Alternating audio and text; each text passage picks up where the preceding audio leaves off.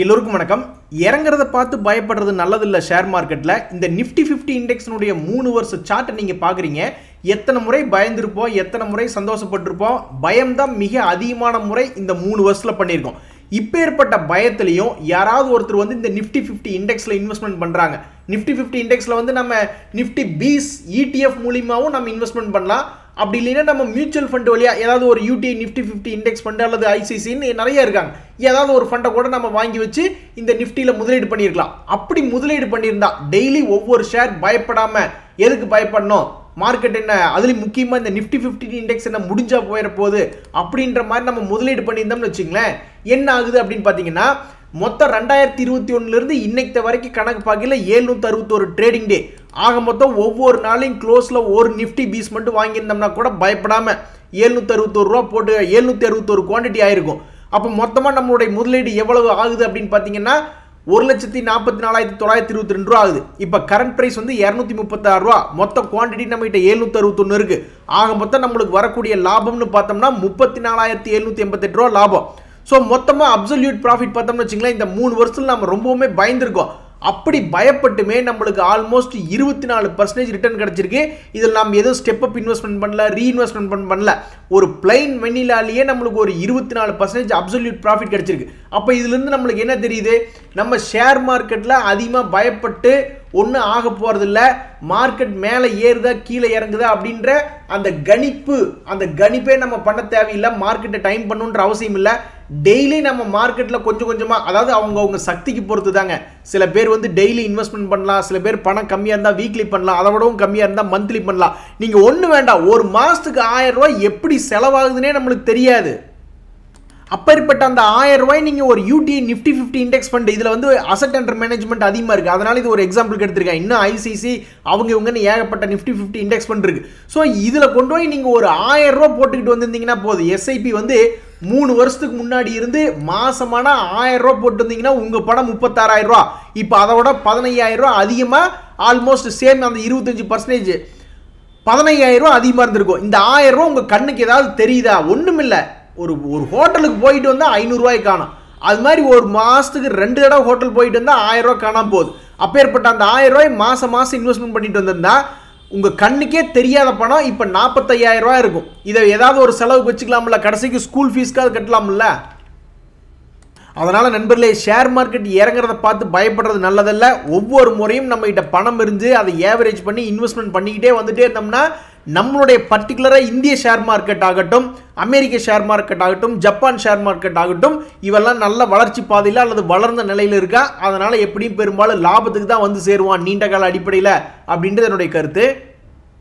இது மாதிரி நீங்கள் அனலைஸ் பண்ணி பார்த்துக்கிட்டே இருக்கலாம். எப்படின்னா நீங்கள் போயிட்டு $0 இந்த மாதிரி டேபிள் வியூ அப்படின்னு கொடுத்தீங்கன்னு வச்சிங்களேன், உங்களுக்கு பிடிச்ச ஸ்டாக் ஏதாவது ITC அப்படின்னு போட்டிங்கன்னா ITCனுடைய ஒவ்வொரு நாளும் என்னென்ன ரேட் அப்படின்ற மாதிரி வந்துடும்.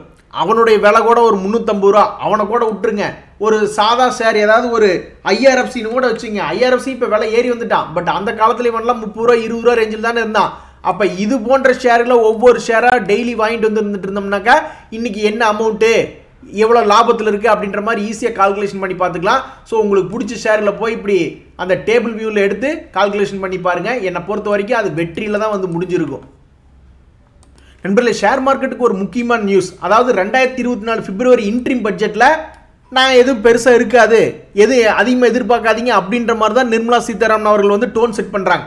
ஆனாலும் நீங்கள் இந்த எலெக்ஷன் 5 வருஷத்துக்கு முன்னாடி 2019 நீங்கள் போய் பார்த்தீங்கன்னு வச்சிங்களேன், அப்போ வந்து பியூஷ் கோயல் அவர்கள் தான் வந்து இன்ட்ரீம் பட்ஜெட்டை சப்மிட் பண்ணாப்ல. அந்த பட்ஜெட்டில் என்ன ஒன்றுமில்லாமையே போச்சு. அவங்க டேக்ஸ் ரிலீஃப் சம்மந்தப்பட்ட டிஸ்கஷன் பண்ணாங்க. அதெல்லாம் பெரிய லெவல் டிஸ்கஷன். 3.5 லட்ச ரூபா இருந்த டேக்ஸ் எக்ஸம்ஷனை 5 லட்ச ரூபா மாற்றி விட்டாங்க. ஆனால் இந்த நியூஸ் வந்து கவர்மெண்ட்டுக்கு நெகட்டிவாக தான் போகும். ஏன்னா அது கவர்மெண்ட்டினுடைய வருமானம் கம்மியாக வருதுன்ட்டு. அதை விட்டுருங்க. நம்மளுக்கு தேவை வந்து ஏதாவது ஒரு ரயில்வே துறை பங்குகள் அல்லது அக்ரிகல்ச்சர் அப்படி இப்படின்னு ஏதாவது கொடுக்குறாங்களா அப்படின்னு பார்த்தோம்னா கண்டிப்பாக கொடுக்குறாங்க. பொதுவாகவே வந்து ஏதாவது ஒரு அனௌன்ஸ்மெண்ட் அப்படின்றது வரும். அது மோஸ்ட்லி பேங்க்ஸ் ரிலேட்டடாக, அக்ரிகல்ச்சர் ரிலேட்டடாக, இன்ஃப்ராஸ்ட்ரக்சர், அதுலேயும் பர்டிகுலராக ரயில்வே துறையில் ஏதாவது ஒரு அனௌன்ஸ்மெண்ட் அப்படின்றது வரக்கூடிய வாய்ப்பு இருக்கிறதா தான் நான் பார்க்குறேன்.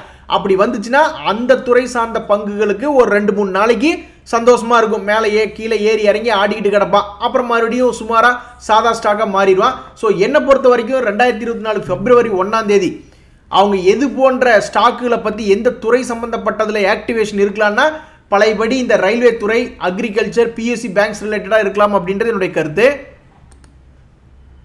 நம்ம நண்பர் என்ன கேட்குறாருன்னா, இந்த ஜேபி பவர் வந்து ஒரு நல்ல ஷேரா இல்லை ஒரு இத்து போன ஷேரா அப்படின்னு கேட்குறாரு. நான் என்னை பொறுத்த வரைக்கும் எல்லாமே மார்க்கெட்டினுடைய சென்டிமெண்ட் தாங்க ஃபர்ஸ்ட். நல்ல ஷேராக இருக்கலாம், இத்து போன ஷேராக இருக்கலாம். மார்க்கெட் கீழே இறங்குது அப்படின்னா அவனுக்கு எல்லாருமே நல்லா இருந்தாலும் கூட, இப்போ ஐடிசியே நல்லா இருந்தாலும் கூட அவன் கீழே இறக்கி விட்டாலும் ஆச்சரியப்படுறதில்ல. ஸோ அதனால் என்னை பொறுத்த வரைக்கும் இந்த ஜேபி பவர் நல்லா இருக்குது அப்படின்னா மார்க்கெட்டினுடைய சென்டிமெண்ட் பற்றி இப்போ சைட்வேஸில் இருக்கான். இறங்கினா ஏறுவான் அப்படின்ற மாதிரி சைட்வேஸ் பேட்டர்னில் இருக்கா. ஏன்னா மார்க்கெட் ஃபுல்லாக செல்லிங்க்கு வரல, ஃபுல்லாக பைங்க்கு வரல. ரெண்டாவது வந்து அந்த கம்பெனியினுடைய டீட்டெயில் ஏதாவது இருக்கா, அதாவது ஒரு டேர்ன் அரவுண்ட் கம்பெனியாக இருக்கா. ஒரு நஷ்டம் பண்ணிக்கிட்டே இருந்தான், ஃபுல்லாக பயங்கர நஷ்டம், 2000 கோடி 1000 கோடி நஷ்டம் பண்ணிட்டு இருந்தவன் இப்போ லாபத்துக்கு வந்துட்டானா அப்படின்றது இந்த கம்பெனியில் இப்போதைக்கு இருக்குது. ஸோ டேர்ன் அரவுண்ட் இருக்குது. சரி, டேர்ன் அரவுண்ட் ஆயிடுச்சு. ஸோ டேர்ன் அரவுண்ட் வந்து நம்ம இன்னொரு விஷயமே எப்படி பார்க்கலாம்னா, அவனுக்கு பயங்கரமான நஷ்டமாக இருக்கணும். இப்போ ஒரு உதாரணத்துக்கு இந்த பேலன்ஸ் ஷீட் நம்ம எடுத்து பார்க்குறோம். அவன் இதுக்கு முன்னாடி பயங்கரமாக 17,000 கோடி 23,000 கோடி 5,000 கோடி நஷ்டமாக இருந்துட்டு இருந்தவன் இப்போ வெறும் 4,400 கோடி தான் கடனாக வச்சிருக்கான். அப்போ இந்த கம்பெனியில் வந்து என்ன நடக்குது, நஷ்டத்தை வந்து குறைச்சிக்கிட்டு அவங்க வளர்ச்சி பாதைக்கு திரும்புகிறாங்க அப்படின்ற ஒரு டேர்ன் அரவுண்ட் நடக்குது. ஸோ அதுவும் வந்து இந்த கம்பெனியில் இப்போதைக்கு இருக்குது, க்ரோத்தும் இருக்குது. ஆனால் டிவிடெண்ட் மட்டும்தான் இல்லை. ஸோ என்னை பொறுத்த வரைக்கும் இந்த company Jai power associate JP power அப்படின்றது ஒரு கும்பா கம்பெனியாக இல்லை, திரும்பி மேல் நோக்கி ஏற கம்பக்கூடிய கம்பெனியாக நான் பார்க்குறேன். ஆனாலும் பாருங்க, நம்மளுக்கு முன்னாடியே அங்கெல்லாம் போய் கடை விரிச்சு உட்காந்துட்டாங்க. கடந்த 3 வருஷத்தில் பார்த்தீங்கன்னா இவன்லாம் 6 ரூபாய்க்கு கடந்தான், இப்போ 16 ரூபா இருக்கான். ஸோ இப்போதைக்கு டெக்னிக்கலி கொஞ்சம் ஓவர் ப்ரைஸ்டாக இருக்கான் டெக்னிக்கலி. பட் ஃபண்டமெண்டல் என்ன சொல்லுது அப்படின்னு பார்த்தீங்கன்னா, இவனுடைய புக் வேல்யூ வந்து 16 ரூபா இருக்கலாம் அப்படின்னு சொல்லுது. ஸோ அந்த புக் வேல்யூ இதுவும் ஒன்றா தான் இருக்குது. அவனுடைய கரண்ட் மார்க்கெட் ப்ரைஸும் புக் வேல்யூ ஒன்றா இருக்குது. இனிமேல் தீமை தான் வெல்லும் சொல்லிட்டு 16 ரூபாயிலிருந்து 32 ரூபா கொண்டு போயிட்டா ஒரு நல்ல விஷயம். அப்படி இல்லைனாலும் இது வந்து நீ 16 ரூபாய்க்கும் 10 ரூபாய்க்கும் இடையில தான் ஆடுவோம் அப்படின்ற என்னுடைய கருத்து. ஏஸ்லாங்கஸ் 16 ரூபாய்க்கு மேலே போகிற வரைக்கும் சந்தோஷம். ஸோ ஏற்கனவே இந்த ஷேரை வாங்கி வச்சவங்களுக்கு சந்தோஷம், புதுசாக போய் வாங்குறவங்களுக்கு என்ன பண்ணுறதுன்னு தெரியாது அப்படின்றது என்னுடைய கருத்து. இந்த ஹாத்வே ஷேரு அதே மாதிரி தான். அவன்லாம் சமீபத்தில் பயங்கர நஷ்டத்தில் இருந்தவன் இப்போ தொடர்ந்து லாபகரமான கம்பெனியாக தான் இருக்கான். இவன்கிட்ட என்ன நம்ம பார்க்க வேண்டியது இருக்குது அப்படின்னு பார்த்தீங்கன்னா, இந்த பேலன்ஸ் ஷீட்டில் அவன்கிட்ட கடன்லாம் வந்து அதிகமாக இருந்தது. 1000 கோடி 2000 கோடின்னு கடன் இருந்தது. இப்போ கடனே கிடையாது அவன்கிட்ட. அதே மாதிரி இப்போ வரைக்கும் இது ஒரு லாபகரமான கம்பெனியாக இருக்குது. ஸோ என்னை பொறுத்த வரைக்கும் இந்த ஹாத்வே கேபிள் அப்படின்றது ஆல்ரெடி இந்த 2023 13 ரூபாயிலிருந்து 24 ரூபா வந்துட்டான். இவனுடைய பழைய உச்சாணி கொம்பு எதுனா 70 ரூபா. ஸோ என்னைக்கு இருந்தாலும் ஒரு நாள் இது தொடர்ந்து லாபகரமான கம்பெனியாக இருக்கும்போது அண்ணாந்து பார்ப்பாங்க, இதுக்கு முன்னாடி இவன் இந்த ரேட்லாம் போயிருக்கானா அப்படின்ட்டு. ஓ போயிருக்கான், இப்போ லாபகரமாகவும் இருக்கான், கடனும் இல்லை அப்படின்னா அப்போ மறுபடியும் என்னைக்காவது ஒரு நாள் இந்த 70 ரூபாய் போய் தொடர்க்கு வாய்ப்பு இருக்கிறத நான் பார்க்குறேன். 70 ரூபாயிலிருந்து 20 ரூபா வர்றதுக்கு அவன் எடுத்துக்கொண்ட ஆண்டுகள்னு பார்த்தீங்கன்னா 10 வருஷம். ஸோ அப்போ அதே லாஜிக் படி நம்ம திருப்பி யோசிக்கிறோம்னு வச்சுங்களேன், அதே மாதிரி இன்னொரு 10 வருஷத்தில் 70 ரூபா வரலாம் அப்படின்ற மாதிரி தான் நம்ம யோசிக்கணும். ஷேரில் என்னங்க பெரியவன் சின்னவன் அப்படின்ட்டு ஒரு நண்பர் பென்னி ஸ்டாக் பற்றி சொல்லுங்க அப்படின்ற மாதிரி சொல்கிறாப்புல. இந்த பென்னி ஸ்டாக் ஆகட்டும், லார்ஜ் கேப் ஆகட்டும், அல்லது லார்ஜ் கேப்லேயே ப்ளூ சிப் கம்பெனிஸ் ஆகட்டும், யாராக இருந்தால் என்னங்க, நம்மளுக்கு வந்து ஒரு ஸ்டாக்ல வந்து க்ரோத் இருக்கா, அதாவது ப்ராஃபிட் ஏர்னிங்ஸ் க்ரோத் இருக்கா, return on equity, return on capital employed எல்லாமே வந்து 20க்கு மேலே இருக்கா அப்படின்னாவே அது ஒரு வளர்ச்சி பாதையில் உள்ள கம்பெனி. அதே மாதிரி அவங்களுடைய கவர்னன்ஸ் வந்து நியாயமாக இருக்கா, டிவிடெண்ட் கொடுக்கக்கூடிய பங்கா, அதே மாதிரி வேல்யூவேஷன் வந்து படி சீப்பாக இருக்கானா, பிஇ ரேஷியோ பார்க்குறோம், பிஇஜி பார்க்குறோம், இதெல்லாமே இந்த பிஇஜி 1க்கு கீழே இருக்குது, பிஇ 20க்கு கீழே இருக்குது. அதே மாதிரி கரண்ட் மார்க்கெட் ப்ரைஸ் வந்து புக் வேல்யூ இன்ட்ரின்சிக் வேல்யூவோட கம்பேர் பண்ணி அது ரொம்பவுமே சீப்பாக இருக்குது அப்படின்ற மாதிரி சில நியாயமான காரணங்களை பார்த்து எடுத்தோம்னா என்னை பொறுத்த வரைக்கும் அந்த ஸ்டாக் வந்து பென்னி ஸ்டாக்காக இருந்தால் என்ன, லார்ஜ் கேப்பாக இருந்தால் என்ன, mid cap, small cap, micro கேப்னு எவனாக இருந்தால் தான் என்ன மேலே ஏறுவான் அப்படின்றது என்னுடைய கருத்து. ஒருத்தர் இருக்க, அவன் ஏழை, ஒரு ஏழை விவசாயினுடைய மகனாக இருக்கட்டும், படிப்பு வந்து நல்லா படிச்சிருக்காப்புல, அவர்கிட்ட பணங்காசு தான் இல்லை, இருந்தாலும் தண்ணி போட மாட்டாப்புல, நல்ல ஆள், நல்லா பழகுவாப்புல. அப்படிங்கும்போது அவர் ஒரு சின்ன ஆள்னு ஒதுக்கி வைக்க முடியும்? சபையில் அவருக்கும் ஒரு மரியாதை அப்படின்றது ஒன்றும் இல்லை. கற்றவருக்கு செல்லும் இடமெல்லாம் சிறப்பு அப்படின்ற மாதிரி பென்னி ஸ்டாக்காக இருந்தால் என்ன, லார்ஜ் கேப்பாக இருந்தால் என்ன, இந்த growth ஃபேக்டர், நியாயமான ஃபேக்டர், வேல்யூவேஷனான ஃபேக்டராக இருந்தால் எல்லா ஸ்டாக்குகளும் ஒரு கன்சிடர் பண்ணக்கூடிய ஸ்டாக்கு தான். அப்படி பார்த்தா சில லார்ஜ் கேப் இன்னும் நீட்டிப்படுத்திட்டு இருக்கா 3 வருஷமா. எத்தனையோ பென்னி ஷேர், நல்லா இருக்கக்கூடிய பென்னி ஷேர் வந்து 3 மடங்கு 5 மடங்கு 50 மடங்கு லாபமெல்லாம் கொடுத்துட்டு போயிட்டான். இந்த எஸ் பேங்க் எப்போ 100 வரும் சத்தியமாக தெரியலிங்க. எத்தனையோ பென்னி ஷேர்ஸ், சுவிட்சர்லாண்ட்லாம் பார்த்தீங்களா, ஏகப்பட்ட ஆர்டர் கிடைக்குதுன்னு சொல்லி 6 ரூபா ஷேர் 50 ரூபா பக்கத்தில் கொண்டு வந்துட்டாங்க. பட் எஸ் பேங்க்லக்கும் நியூஸ் வந்துச்சு, அவனுக்கு நியூஸ் வராமட்டு இல்லை, அவனுடைய நான் பர்ஃபார்மிங் அசட்லாம் ஏதோ ஒரு அசட் ரீகன்ஸ்ட்ரக்ஷன் கம்பெனிக்கு விற்று விட்றாங்க அப்படி இப்படின்னு சொல்லி தான் அவனை வந்து 10 ரூபா ரேஞ்சுக்கு மேலே அவனை நல்லா மேலே ஏற்றி விட்டாங்க. பட் இருந்தாலும் அதுக்கப்புறம் வேறு எந்த நியூஸுமே வரல. ஸோ ஸ்லோவாக தான் இருக்குது. நம்ம நண்பர் என்ன எதிர்பார்க்குறாப்ல அப்படின்னா இந்த Q3 ரிசல்ட் அப்படின்றது மேபி கொஞ்சம் ஒஸ்ட்டாக இருக்கலாம். அப்போ நல்ல நல்ல ஷேர்கள் ஏதாவது கீழே விழுகும்போது நல்ல ரேட் வரும் அப்படின்ட்டு அவருடைய மனசில் இந்த ரேட்டெல்லாம் நினச்சி வச்சுக்கோந்துருக்காப்ல. நாங்கள் டீலரை வேலை பார்த்ததில் இப்படி தாங்க, சேட்டு குரூப் இருப்பாங்க, ஜத்தின் சேத்து அப்படி இப்படி நிறைய பேர். அதில் ஒருத்தர் வயசான ஒருத்தர் இருப்பார். டெய்லி காலையில் கூப்பிட்டுட்டு ஒரு 20%, 30%, 40% டெய்லி ஆர்டர் போட வைப்பாப்ல. அவர் கூட ஃபோன் பேசினாவே அரை மணி நேரம் கூடி பேசி அந்த ஆர்டர் வாங்கி என்டர் பண்ணுற மாதிரி இருக்கும். திடீர்னு பார்த்தா என்னைக்காவது ஒரு நாள் ஏதாவது ஒரு ஷேர் கிடச்சிரும் பெரிய அளவில் ஃபால் ஆகி. ஸோ அது மாதிரி என்றைக்குமே ஒரு பார்கெயின் பண்ணி நல்ல ரேட்டு போட்டு வாங்குறது ஒரு நல்ல விஷயம்தான். என்னங்க பண்ணுற நண்பர்களே, எல்லாம் தலைவிதி தான். சில ஷேர்கள் ஏறதை பார்த்துட்டு நம்ம தொடர்ந்து வச்சிருந்துருக்கலாமே அப்படின்னு தோணும், இந்த IRFC RVN எல்லாம். ஆனால் பாருங்க, அப்படித்தான் ஒரு நண்பர் ஏஞ்சல் ஒன்ல வச்சிருக்காரு. நல்ல 2072 ரூபா எங்கே, 3900 ரூபா எங்கே, அது வரைக்கும் போயிருக்கு. சரி, இன்னும் கொஞ்சம் மேலே போட்டு வித்தரலாம், பெருசா இல்லை, ஒரே 1% ரவுண்டா பிடிச்சி வித்துடுமேன்னு வெயிட் பண்ணிட்டு இருந்திருக்காப்ல. கடைசியில் பார்த்தா அவன் வந்து கீழே இறங்கி விட்டான். ஸோ எல்லாருமே என்ன நினைக்கிறாங்கன்னா கரெக்ட் ப்ராஃபிட் பிடிக்கணும் அப்படின்னு நினைக்கிறாங்க. கரெக்டாக லோ ரேட்டில் ஒரு ட்ரெண்டிங் கிளியினுடைய லோ அடிவாரத்தில் வாங்கணும், உச்சியில் போய் விற்று விட்டுறணும், மறுபடியும் ட்ரெண்டிங் கிளியினுடைய அடிவாரத்தில் வாங்கணும், உச்சியில் விற்று விட்டுறணும், நம்ம விற்றதுக்கப்புறம் கீழே போகணும், அல்லது நம்ம வாங்கினதுக்கப்புறம் மறுபடியும் மேலே போகணும்னு நினைக்கிறோம். அந்த மாதிரி பர்ஃபெக்டாக கரெக்டாக எதுவுமே நடக்கிறது இல்லை. என்னை பொறுத்த வரைக்கும் நீங்கள் கீழே வாங்கிட்டீங்களா, மேலே ஒரு இடத்துக்கு போயிட்டானா ட்ரெயிலிங் ஸ்டாப் லாஸ் அப்படின்ற மாதிரி கான்செப்டில் போடலாம். அல்லது கொஞ்சோண்டு ப்ராஃபிட்டை புக் பண்ணி ஒரு 100 ஷேர் இருந்ததுன்னா ஒரு 20 கழட்டி விட்டு பார்க்கலாம். அந்த மாதிரியான ஏதாவது ஒரு ஸ்ட்ராட்டஜிகளை பண்ணலாம் அப்படின்றது என்னுடைய கருத்து. ஸோ விற்கலாமா அப்படின்றதெல்லாம் நீங்கள் தான் பார்த்து உங்களுடைய ஓன் டெசிஷன் எடுக்கணும். என்னை பொறுத்த வரைக்கும் நானாக இருந்தேன்னா இந்த மாதிரி 100 ஷேர் வாங்குறேன் அப்படின்னா விற்றதுக்கப்புறம் மேலே போனாலும் கவலைப்பட மாட்டேன். அதே மாதிரி நான் விற்காமட்டு கீழே வந்தாலும் கவலைப்பட மாட்டேன். ஏன்னா எல்லாமே நான் பண்ண மிஸ், அந்த ட்ரெயிலிங் ஸ்டாப் லாஸ் நான் போடாமல் விட்டுருப்பேன், அல்லது பார்ஷியலாக எக்ஸிட் ஆகாமல் இருப்பேன் அப்படின்ற என்னை சார்ந்த காரணங்களாக தான் இருக்கும். அதனால் நானாக இருந்தால் இப்படி வருத்தப்பட மாட்டேன்.